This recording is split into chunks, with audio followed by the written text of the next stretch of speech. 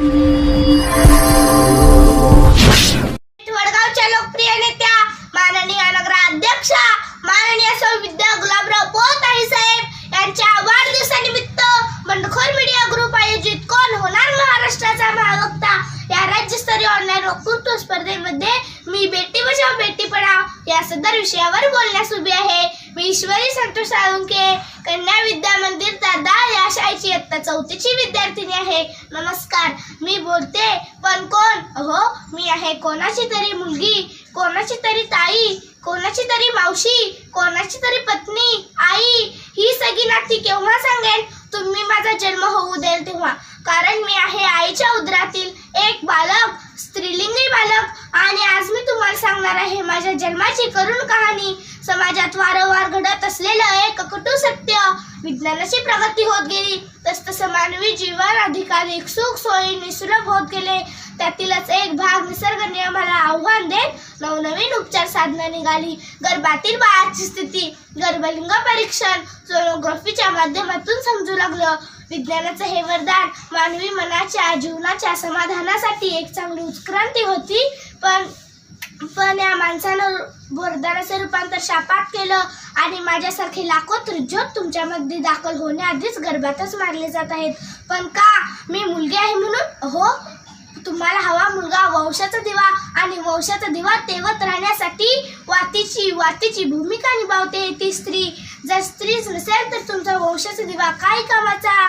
मुलाचा जन्म झाला की चहुकडं उत्साहाला उधाण येतं, थाटामाटात त्याचं नामकरण केलं जातं, किती हाऊस किती मौज होते। पण मुलगी जन्माला आली की सर्वांची तोंड वाकडी होतात, तिचं हक्काचं नाव सुद्धा त्याला अभिमानानं नाही मिळत। ही जनधारणा वंशाचा दिवा वाढवत नाही तर वंशाची ज्योत विझवते। तर स्त्री तुमचा वंशाचा दिवा वाढणार कसा? म्हणून विनंती आहे, कोवळ्या कया गर्भातच खोडू नका। 2 कुळांचा उद्धार करण्यासाठी लेक वाचवा, देश वाचवा। जुनी जाणती माणसं नेहमी म्हणायची, गावाशेजारी नदी आणि घरात मुलगी असायलाच हवी। नदी हे जसं सुख समृद्धीचं प्रतीक आहे, तसंच मुलगी हे सुद्धा संस्कृती नाविन्य नात्यातल्या जिव्हाळ्याचं रेशीम बंद जिवंत प्रतीक आहे। म्हणून घरात मुलगी झाली तर लई झालेले की नको म्हणू बापा, लई झालेले की नको म्हणू बापा, उडून या जाईल तुझ्या जीवनाच्या थापा। लई झालेले की नको म्हणू बापा, उडून या जाईल तुझ्या जीवनाच्या थापा। असं सांगूनही जुनी जाणती माणसं मुलीच्या जन्माचं स्वागतच करायला लावायची। हो, कशाला धरता मुलाचा अट्टाहास? अहो, कशाला धरता मुलाचा अट्टाहास? अहो, मुलगीच भरवेल तुम्हाला सोन्याचा घास। कशाला हवा वंशाचा दिवा? कशाला हवा वंशाचा दिवा? भाग्याची पंथी जपून ठेवा।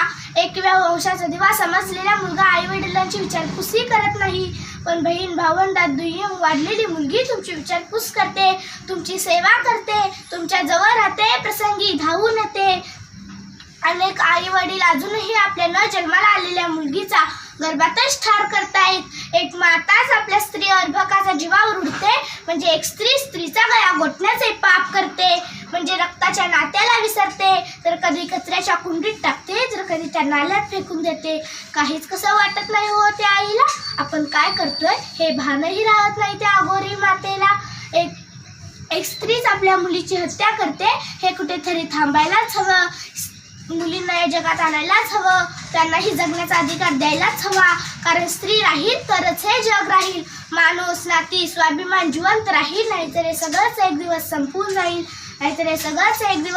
जाईल। मुलगी आहे देवाचा उपहार, जगायचा द्या तिला अधिकार, नियमितपणाची धरूया कास, मुलींना शिकवू एकच दास। मुलगा मुलगी एक समान, दोघांनाही शिकवा छान, वाढवेल ती तुमचा मान, म्हणूनच तर करा मुलीचा सन्मान। घडविना राष्ट्राचा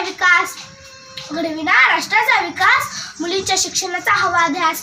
मुलगा मुलगी भेद नको, मुलगी झाली तर खेद नको।